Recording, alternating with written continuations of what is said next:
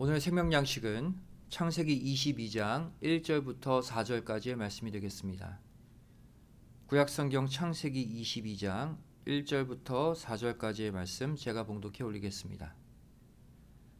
그 일 후에 하나님이 아브라함을 시험하시려고 그를 부르시되 아브라함아 하시니 그가 가로되 내가 여기 있나이다.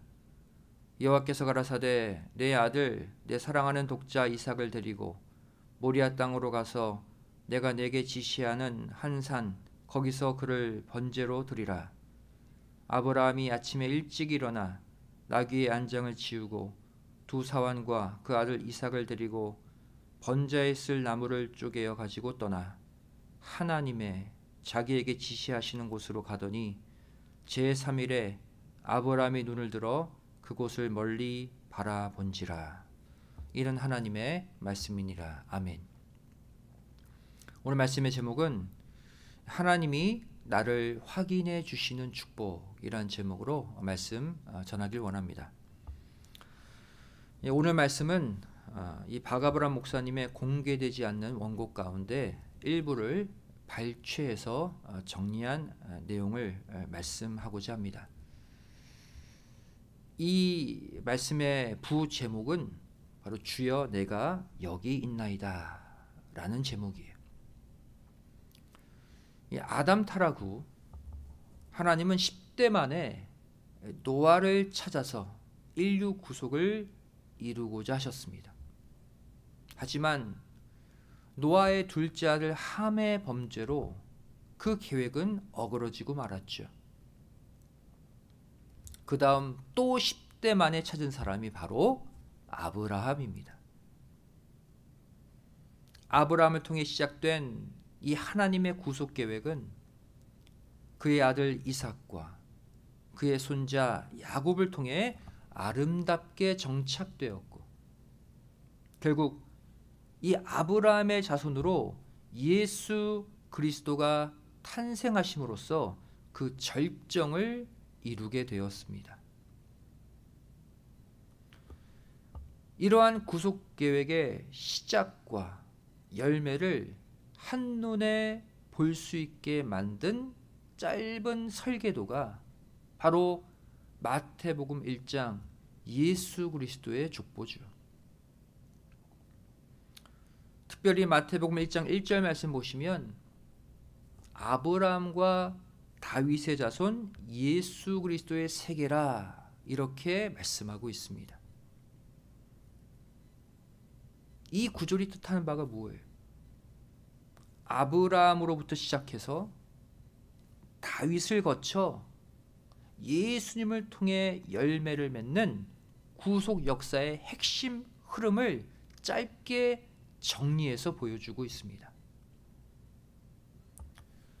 이 가운데 오늘은 하나님의 구속 계획의 첫 기초를 다진 이 아브라함의 신앙이 어떻게 만들어지고 또 어떻게 완성되었는지 함께 생각해 보길 원합니다. 먼저 본문 창세기 22장 1절 말씀 보시면 하나님이 아브라함을 시험하시려고 이렇게 스토리가 시작되죠. 근데 이 시험은 아브라함을 위험에 빠뜨리기 위한 시험이 아니라 아브라함의 믿음을 확인하고 알아보고 입증하기 위한 시험이었다는 사실입니다. 시험하시려고 라는 단어, 히브리어 나사, 시험하다라는 동사에 피엘, 강조 완료형을 쓰고 있어요. 즉 하나님이 아브라함을 아주 강력하게 시험할 계획을 이미 세워 놓으셨다는 것입니다. 우리도 마찬가지입니다. 하나님은 우리의 신앙을 성숙시키기 위해 아주 강력한 시험을 항상 계획해 놓고 계십니다. 그렇다면 하나님이 아브라함에게 시험하시는 그 내용이 무엇입니까?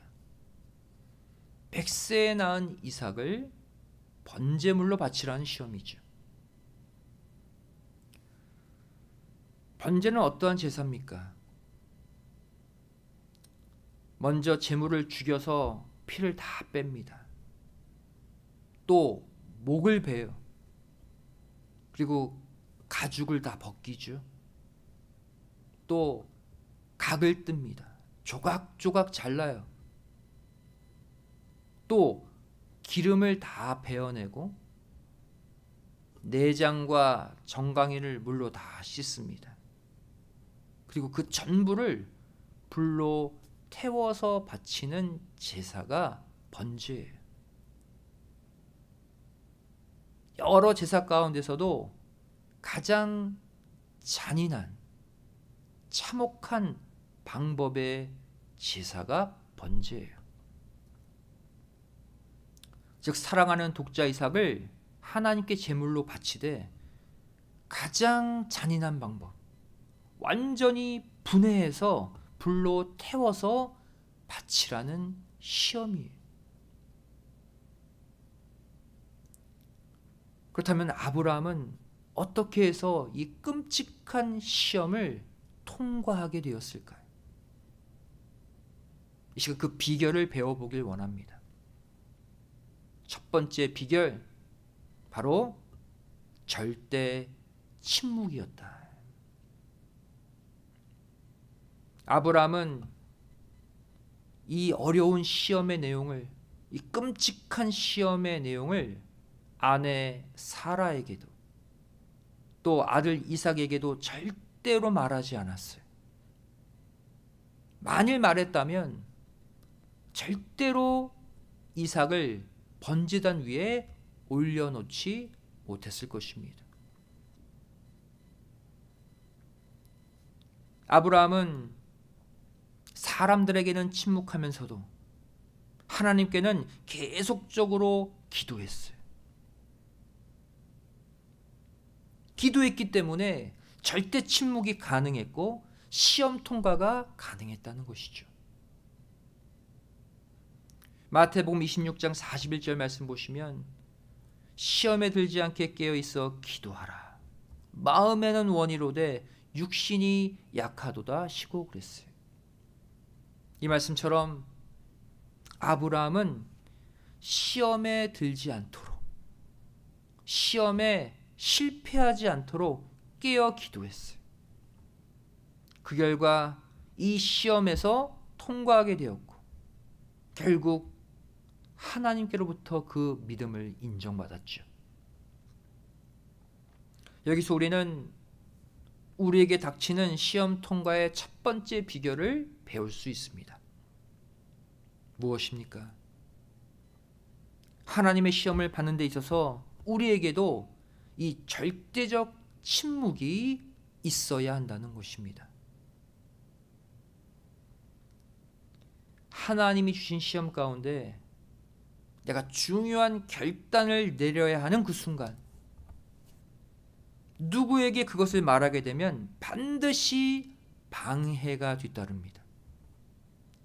사단이 그 틈으로 들어와요. 결국 이 내용이 퍼져서 이 말 저 말 듣고 이 말 저 말에 휘둘리다가 결국 그 사명을 감당하지 못하게 됩니다. 절대적 침묵과 더불어서 하나님과만 대화해야 돼요. 왜 그렇습니까? 나에게 주어진 환난, 고난, 역경 모두 기도하라고 주신 시험이기 때문이에요. 기도로 하나님께 묻고 기도로 하나님께 답을 얻어야지만 해결되는 시험이기 때문이에요. 두 번째, 아브라함이 이 시험을 통과하게 된 비결이 무엇입니까? 바로 깊이 있는 회개였다. 아브라함이 이 시험을 통과할 수 있었던 두 번째 비결, 하나님께 깊이 있는 회개를 했습니다. 즉 아브라함은 이 시험을 이렇게 받아들였어요. 나 때문에, 내 잘못 때문에, 내 죄 때문에 죄 없는 아들이 죽게 되었구나. 아브라함은 과거에 이스마엘을 내쫓을 때도 깊이 근심했습니다. 이 또한 아브라함의 불신의 죄의 대가였죠. 창세기 21장 11절 말씀 보시면 아브라함이 그 아들을 위하여 그 일이 깊이 근심이 되었더니 그랬어요.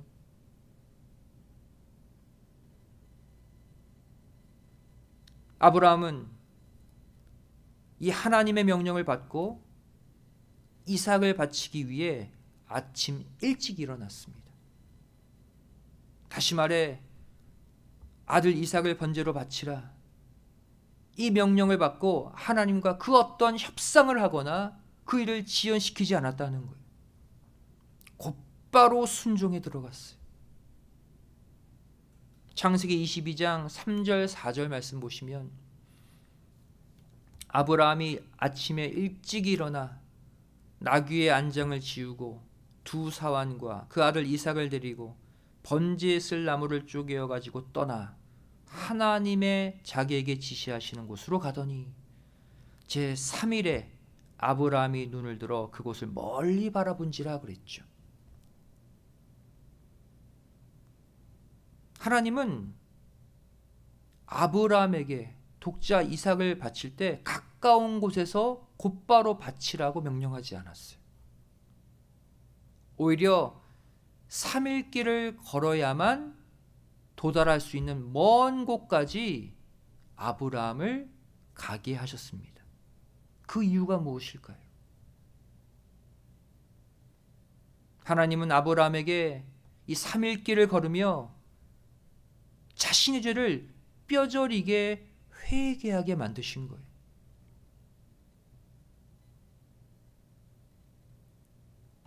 삼일길을 걸으면서 이 아브라함의 머릿속에는 아마 이러한 내용들이 다 스쳐 지나갔을 거예요.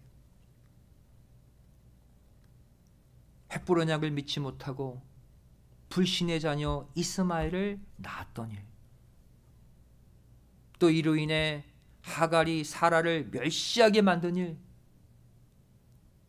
결국 나중에 하나님의 언약을 믿고 100세의 노년에 이삭을 낳은 일, 또 이스마엘이 이삭을 희롱한 일, 결국 하갈과 이스마엘을 쫓아낸 일, 다 자신의 죄 때문에 벌어진 이 수많은 일들을 3일길을 걸으며 다 떠올리고 회개했다는 거예요. 이 모든 죄가 회개되었기 때문에 이삭을 번제로 바칠 수 있었던 것이죠. 창세기 22장 1절에 그 일 후에라는 표현이 나옵니다. 이전에 이 모든 일들을 회개할 기회를 아브라함에게 주셨다는 거예요. 여기서 우리는 시험 통과의 두 번째 비결을 배우게 됩니다. 현재 나에게 닥친 시험을 누구에게 말하기보다는 자신을 돌아보며 회개해야 한다는 거예요. 회개하라고 주신 시험이라는 거예요. 그 죄를 내가 깨닫고 회개할 때 그 시험은 통과할 수 있다는 거예요. 이렇게 하나님의 시험을 통과하게 되면 결국 나에게 어떠한 은혜가 임하게 됩니까? 어떠한 축복이 주어지게 됩니까? 하나님이 우리를 확인해 주십니다. 그리고 우리를 확증해 주시는 놀라운 축복이 뒤따르게 됩니다. 우리가 원치 않는 환난, 시험을 당할 때 반드시 깨달아야 될, 반드시 잊지 말아야 될 사실이 있어요. 하나님이 주시는 시험 뒤에는 반드시 하나님의 확인과 확증의 작업이 뒤따른다는 거예요. 먼저 하나님의 확인이죠. 하나님이 우리를 시험하실 때는 그 시험은 우리가 나의 맡겨진 신앙의 자리를 잘 지키며 나에게 맡겨진 일을 잘 수행하고 있는지를 확인하기 위한 시험입니다. 반드시 우리 인생에 시험거리를 주시고 내 사명의 자리를 확인케 하셔요. 창세기 22장 이 아브라함에게 주어진 시험 내용을 보시면 내가 여기 있나이다 라는 그 고백이 3번 기록되어 있다는 사실에 우리는 주목해야 합니다. 내가 여기 있나이다. 이게 어떠한 뜻을 갖고 있습니까? 현재 내 사명의 자리를 내가 잘 지키고 있다라는 고백이에요. 반드시 그 고백을 확인하고자 하시는 것이죠. 창세기 22장 1절 말씀 보시면 그 일 후에 하나님이 아브라함을 시험하시려고 그를 부르시되 아브라함아 하시니 그가 가로되 내가 여기 있나이다.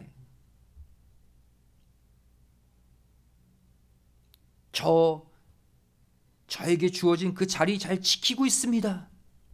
이게 시험당하는 성도들의 첫 번째 자세여야 해요. 어떠한 시험을 만나든 내가 흔들리면 안 돼요. 내 자리를 잃어버리면 안 돼요.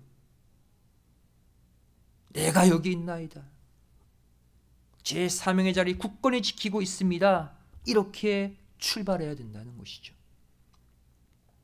또 창세기 22장 7절 말씀 보시면 이삭이 그 아비 아브라함에게 말하여 가로되 내 아버지여 하니 그가 가로되 내 아들아 내가 여기 있노라. 이삭이 가로되 불과 나무는 있거니와 번제할 어린 양은 어디 있나이까. 이번에는 아들 이삭이 아브라함을 흔듭니다. 내 아버지요. 순간 깜짝 놀랐을 거예요. 하지만 아브라함은 의연하게 어떻게 대답합니까? 내 아들아 내가 여기 있노라. 무슨 뜻이에요?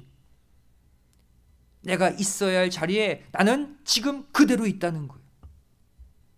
네가 나에게 뭐라고 말하든 네가 내 마음을 어떻게 흔들든 나는 너를 번제로 바치려는 그 마음은 변함이 없다는 거예요. 또 창세기 22장 11절 말씀 보시면 여호와의 사자가 하늘에서부터 그를 불러 가라사대 아브라함아 아브라함아 하시는지라. 아브라함이 가로되 내가 여기 있나이다. 저 아들을 바치려는 그 사명의 자리 지금 감당해내고 있습니다. 저 흔들리지 않아요. 저 반드시 순종할 것입니다. 그 뜻이죠.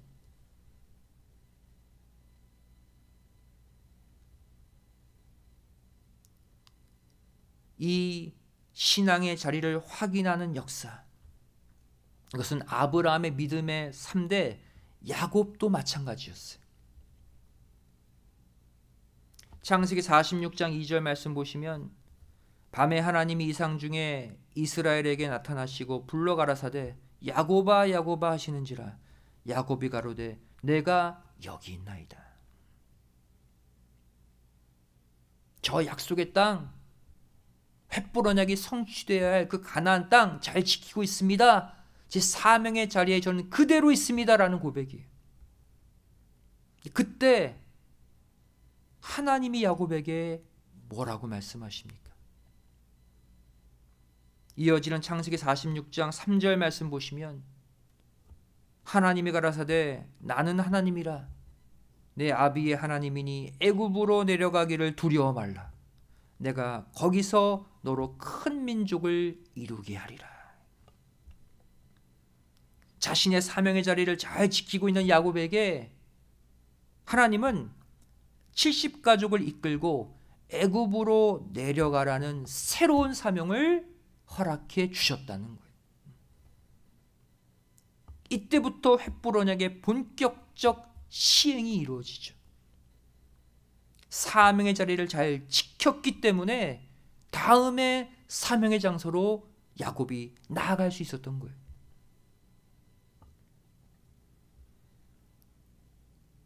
하나님이 이사야를 사명자로 부르실 때도 마찬가지였습니다. 이사야 6장 8절 말씀 보시면 내가 또 주의 목소리를 들은즉 이르시되 내가 누구를 보내며 누가 우리를 위하여 갈고 그때에 내가 가로되 내가 여기 있나이다 나를 보내소서. 하나님은 반드시 누군가를 사명자로 부르기 전에 그 사람의 자리를 확인하십니다. 내가 여기 있나이다. 이 고백을 받고 싶어 하는 것이죠. 하나님이 소년 사무엘을 부르실 때도 마찬가지였어요. 사무엘상 3장 4절 말씀 보시면 여호와께서 사무엘을 부르시는지라 그가 대답하되 내가 여기 있나이다. 사명의 자리를 잘 지키고 있는 어린 사무엘을 확인하시고 그 다음 위대한 선지자로 부르셨어요.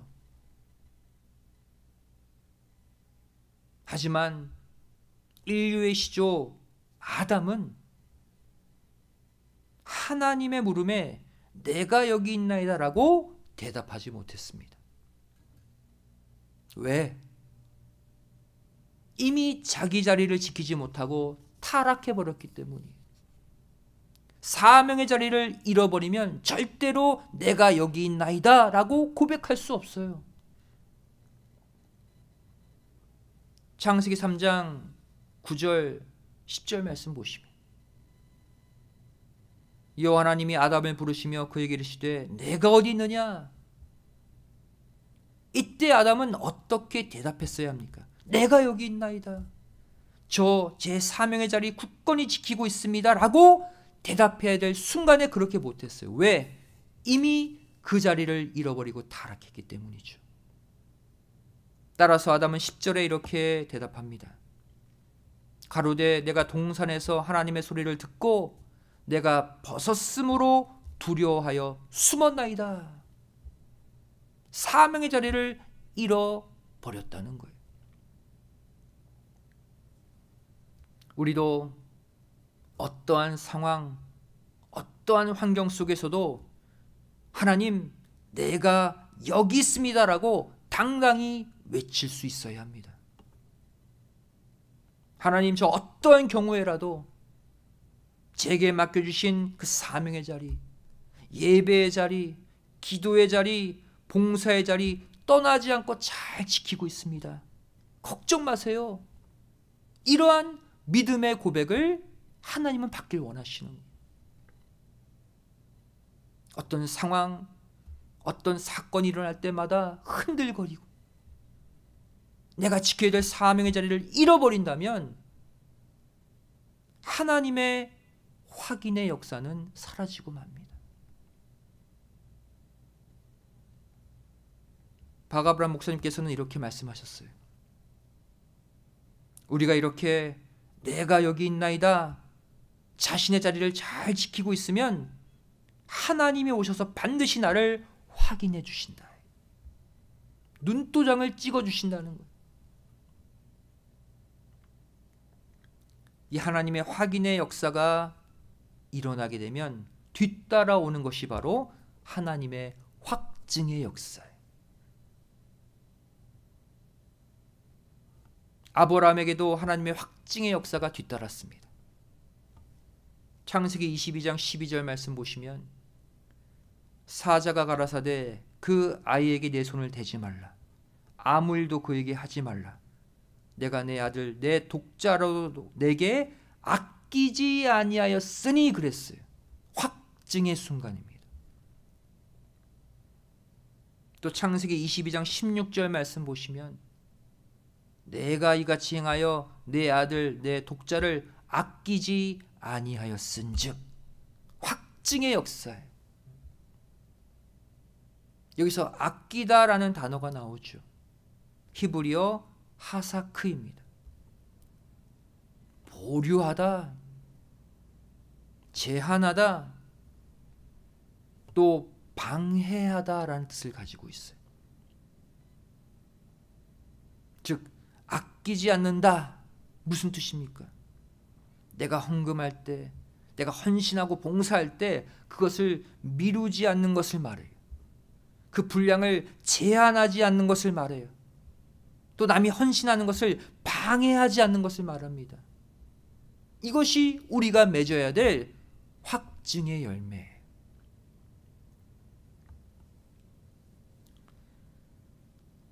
하나님도 이미 스스로를 우리 인간들에게 확증해 보이셨습니다.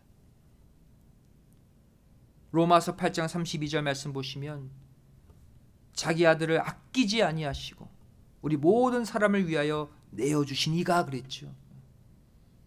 하나님이 먼저 우리를 사랑하신다는 것을 무엇으로 확증해 보여주셨습니까? 하나님의 독생자 예수님을 십자가에 못 박으시면서 보여주신 거예요.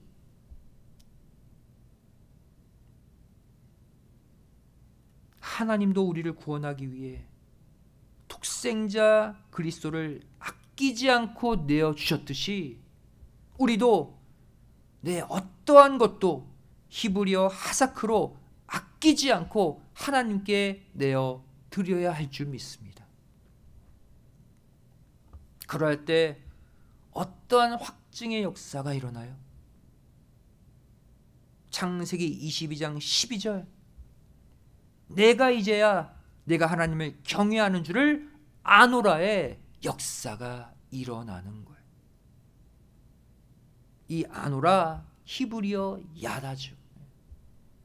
나를 속속들이 알아주시는 참 확증의 역사가 일어나는 것입니다. 나 이제 너 히브리어 야다로 완전히 알았어. 너는 이제 내 마음속에 있어. 나 너 확인하고 확증했어.